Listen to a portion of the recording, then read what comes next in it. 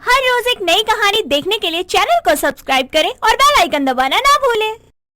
नीति अभी अभी शादी करके अपने ससुराल जनकपुर आई थी। वहाँ वो अपनी सास, पति और ननद के साथ रहा करती। नीति बहुत ही मेहनती और संस्कारी बहू थी। ऐसे ही एक दिन नीति अपनी सास सुनीता से कहती है, माँ जी, रक्षाबंधन आ रहा है, मुझे राखी की खरीदारी करनी है। आपको मामा जी के लिए राखी नहीं लेनी क्या? अरे बहू, खरीदारी तो करनी है, लेकिन इस उम्र में मैं कहाँ कहाँ भटकूं राखी के लिए। उससे अच्छा है कि तू और जिया चली जा और मेरे लिए भी राखी ले आइयो। माँ जी आप भी चलो ना, बहुत मजा आएगा रक्षाबंधन की खरीदारी करने में। वैसे भी मेरी शादी के बाद पहली राखी है, मैं इसे बहुत अच्छे से मनाना चाहती हूँ।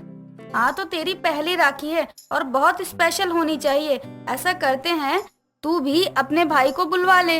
हाँ माँ जी, ये बेस्ट आइडिया है। क्या बात है माँ जी, आपकी सोच तो बहुत अच्छी है।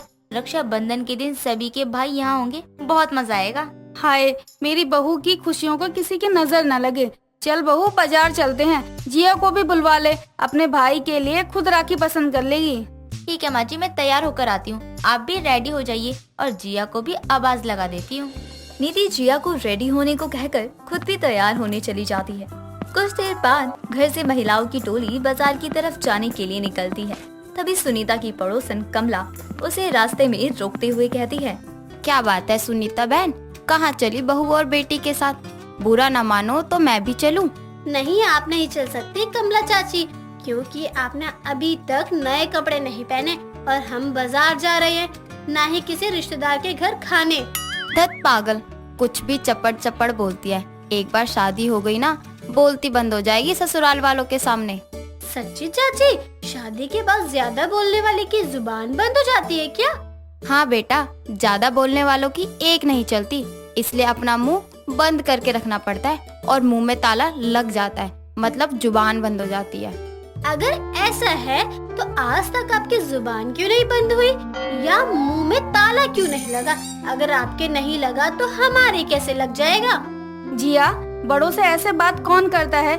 बेशरम, इतनी बड़ी हो गई है लेकिन बात करने की तमीज नहीं है। कमला बहन, मुझे माफ करना, इसने अनजाने में बोल दिया जो भी बोला। कोई बात नहीं सुनीता बहन, मुझसे ही कहा, मैं तो बात का बुरा नहीं मानूंगी, लेकिन हर कोई मुझ जैसा अच्छा नहीं होता जो अपनी बेइज्जती पर कुछ ना कहे। जिया, आंटी को सॉरी बोलो, तुम्हारी वजह से उनको कितना बुरा लगा होगा। सारा मूड खराब कर दिया इस लड़की ने। सॉरी बोलो और चलो जल्दी बाजार, वहाँ से लौट कर भी तो आकर खाना बनाना है। जिया कमला को सॉरी बोलती है और तीनों रक्षाबंधन की शॉपिंग के लिए चले जाते हैं। कुछ देर बाद जिया और नीति दोनों राखी देख रहे होते हैं। तभी जिया राखी बेचने वाले से कहती है, भैया इस डिजाइन में दूसरा कलर दिखाइए ना, मुझे पिंक कलर बहुत पसंद है, उसी कलर में दीजिए। हाय राम, ये लड़की कितनी पागल है, अब इसको पिंक कलर की राखी चाहिए। हाँ माँ, मालूम है भाई के लिए है, लेकिन मुझे पिंक कलर पसंद है, तो भाई को भी पसंद आएगा ना। कोई बात नहीं माँ जी, उसको अपनी पसंद की राखी लेने दीजिए। मैंने भी अपनी ही पसंद की राखी ली है। अब कुछ गिफ्ट्स ले लेते हैं अपने अपने भाइयों के लिए। हाँ, गिफ्ट ले लेना, मैं क्या लूँ अपने भैया के लिए, तुम दोनों ही मिलकर देख लेना कुछ। माँ, क्या हम मामा जी के लिए फोन ले ले? उनके पास है भी नहीं। जब भी बात करनी होती है हमें, तो वो किसी और के फोन से ही बात करते हैं हमसे। सुनीता और नीति को जिया का फोन लेने का आइडिया बहुत ही पसंद आता है और तीनों अपने अपने भाइयों के लिए गिफ्ट लेकर जैसे ही जाने लगते हैं तो अचानक से तेज बारिश होने लगती है। बारिश में तीनों बहुत भीग जाते हैं और ऐसे ही भीगते और मस्ती करते हुए घर पहुंचते हैं। तभी नीति का पति युग उन्हें देखकर कहता है, आप सभी इतनी बारिश में कहां से भीगते हुए आ रहे हो? मुझे कॉल कर दिया होता तो मैं लेने आ जाता, कुछ देर रुक ही जाती। बारिश में भीगना जरूरी था क्या? क्या बेवकूफ है, दिख नहीं रहा है कितने भीगे हुए हैं हम। मैंने तो नहीं कहा इतनी बारिश में भीगने को, आप सभी अपनी मर्जी से भीग कर आए हैं। जाइए अब जाकर कपड़े चेंज कर लीजिए, मैं आप सबके लिए गर्मा गर्म चाय लेकर आता हूँ। भैया पकोड़े भी बना दो, बारिश के मौसम में चाय पकोड़े के साथ खाने का अलग ही मजा है। क्यों भाभी, सही कहा ना मैंने? आपको भी तो पकोड़े बहुत पसंद है। हाँ, मुझे पसंद है। हाँ जी। वाह, आप लोगों का बारिश में भीगना सफल हुआ। क्यों, हो गई ना सर्दी?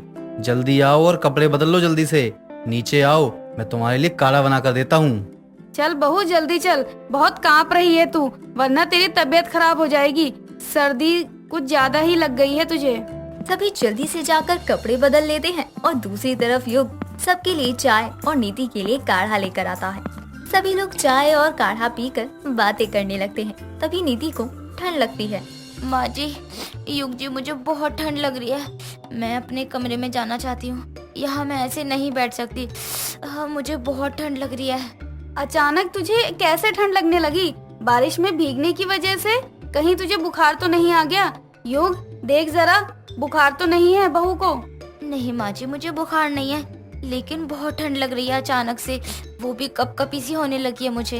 युग बहू को कमरे में ले जा और जाकर गर्म कम्बल निकाल दे, ताकि बहू कम्बल ओढ़कर थोड़ा आराम कर ले।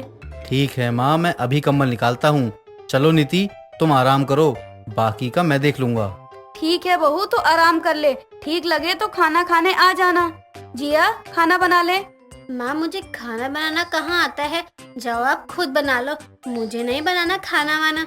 नीति आराम करने अपने रूम में चली जाती है और सुनीता भी खाना बनाकर तैयार रखती है। कुछ समय बाद जब सुनीता नीति के कमरे में जाती है और देखती है नीति 4 गर्म कंबल ओढ़कर सो रही है और उसे देखकर सुनीता युग को आवाज लगाती है। तभी युग वहाँ जल्दी से आता है। क्या हुआ माँ, आप ऐसे चिल्ला क्यों रही हो? सब कुछ ठीक तो है ना? मुझे लगा आप गिर गई, हड्डी वड्डी टूट गई होगी आपकी कहीं। पागल, मैं क्यों गिरने लगी? और अगर गिर जाती तो उठ भी तो जाती। जाकर देख अपनी बीवी को, क्या हाल हो रखा है उसका बेचारी का। क्यों, क्या हो गया? अभी कुछ देर पहले तो ठीक थी, अचानक से क्या हो गया? सारे सवाल यहीं पूछेगा या फिर अंदर जाकर भी देखेगा अपनी बीवी को? मुझे लगता है डॉक्टर को बुलाना चाहिए। माँ, मैं अभी डॉक्टर को कॉल करता हूँ, पहले देख लूँ नीति की तबीयत को हुआ क्या है आखिर। बेटा, कल रक्षाबंधन है और बहू बीमार हो गई है। कितने अरमान से उसने अपने भाई के लिए राखी खरीदी थी। शादी के बाद उसकी पहली राखी थी और देखो रक्षाबंधन पर बीमार बहू, तो कैसे चलेगा। कोई बात नहीं माँ, तबीयत सही हो जाएगी तो रक्षाबंधन बाद में मना लेंगे, लेकिन अभी मैं डॉक्टर से बात कर लेता हूँ। युग सुनीता और जिया नीति को लेकर अस्पताल पहुंचता है। तभी डॉक्टर कहता है, बहुत अच्छा किया आपने जो आप इन्हें यहाँ ले आए। डेंगू बहुत फैल रहा है। चलो अब आ ही गए हैं तो मैं इनके सारे टेस्ट कर देता हूँ। लेकिन डॉक्टर, ये शाम तक बिल्कुल ठीक तो थी और अचानक से ऐसी हालत, हमें कुछ समझ में नहीं आ रहा है। कोई बात नहीं, हम टेस्ट करके बताते हैं और आपको बताते हैं आखिर इनकी हालत अचानक कैसे खराब हो गई। डॉक्टर नीति का चेकअप करते हैं और टेस्ट में डेंगू ही निकलता है।